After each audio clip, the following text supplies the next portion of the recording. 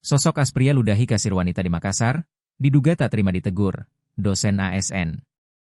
Seorang pria dengan arogan meludahi seorang kasir di salah satu swalayan di kota Makassar, Sulawesi Selatan, Sulsel.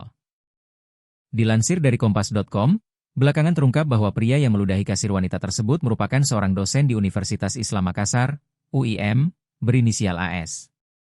Rektor UIM Makassar, Muammar Bakri membenarkan bahwa As merupakan dosen di UIM. Kalau yang di video itu memang dosen Fakultas Pertanian, ucap Muammar dikonfirmasi, Jumat, 26 Desember 2025. Muammar yang juga menjabat sebagai sekretaris MUI Sulsel ini menegaskan pihaknya belum bisa memberikan komentar banyak lantaran As baru akan dimintai keterangan. Menurutnya, aksi As terhadap kasir wanita tersebut dianggap sangat tidak manusiawi dan mencoreng citra kampus.